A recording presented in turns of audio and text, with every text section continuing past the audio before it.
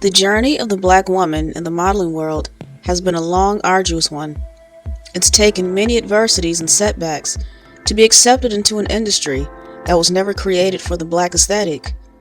This video series will acknowledge the black women who have kicked down doors and broken through glass ceilings in order for the industry to become more inclusive and to thrive from this inclusivity.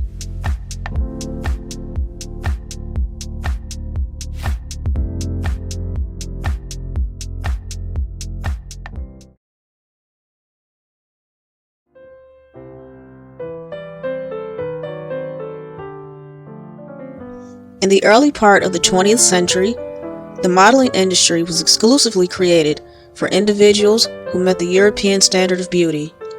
In spite of the standard, the industry was about to see a well-needed change. The following women changed the scope of the modeling industry for decades to come and beyond.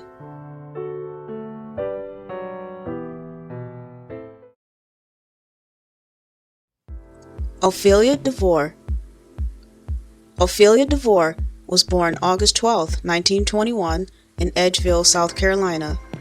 As a teen, she moved to New York City with an aunt, where she graduated from high school and attended New York University, majoring in mathematics and minoring in language. She began modeling at the age of 16, and her first major gig was working for Ebony magazine.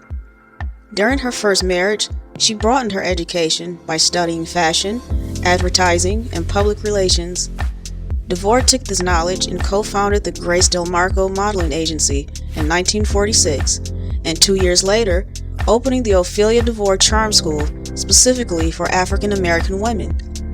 Her primary goal was to help give exposure and opportunity to black women in the modeling industry. In 2019, author Alina Mitchell released a book on Ophelia DeVore titled The Color of Beauty: The Life and Work of New York fashion icon Ophelia DeVore. DeVore passed away in 2014 at the age of 91. Sarah Lou Harris. Sarah Lou Harris was born 1926 in North Carolina. She attended HBCU, Bennett College, and after graduating, she moved to New York City to pursue a master's degree at Columbia University. Harris became a model and radio personality in order to support her college education.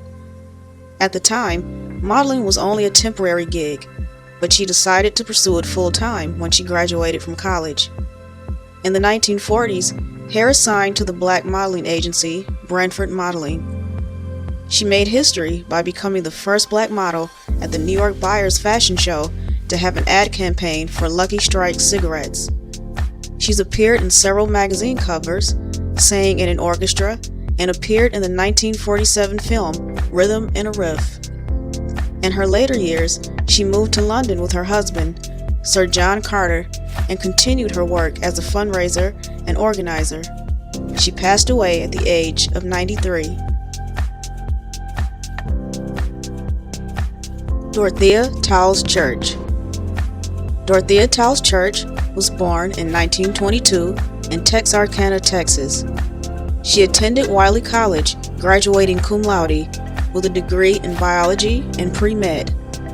Following the death of her mother, Towles Church moved to Los Angeles and became a biology and drama high school teacher. She eventually enrolled in USC to study drama and pursue a master's degree, while also attending a modeling school and appearing in charity fashion shows. While attending college, she joined the AKA sorority. In the 1940s, Towles Church moved to Paris to take on the modeling world. It was there where she was treated like fashion royalty. She was the first African American model to work for Christian Dior, Balmain, and Schiaparelli. In the 1950s, Towles Church moved back to the U.S. with less fanfare. She found it difficult to book the same type of gigs as she did in Paris. She began designing her own fashion couture line, showcasing at black colleges, and became a part-time radio personality.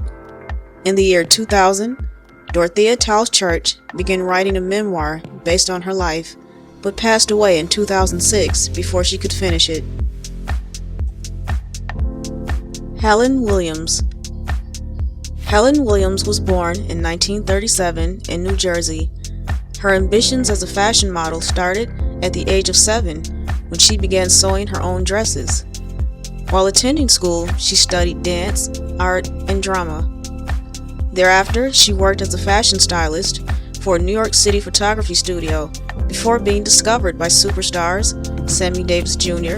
and Lena Horne, who both convinced her to pursue modeling because of her height and beauty.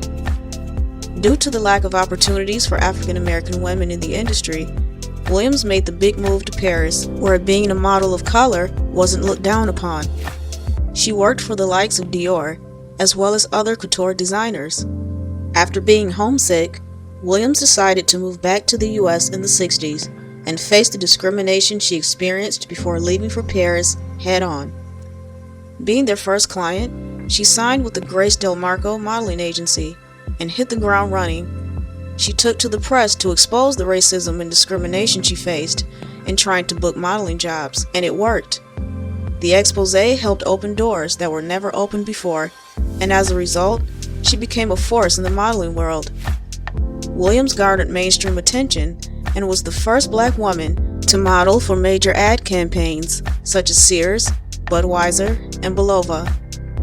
She retired from modeling in 1970 and in 2004 received the Trailblazer Award by the Fashion Arts Exchange organization in New York City. Helen broke barriers and paved the way for future black models, both male and female.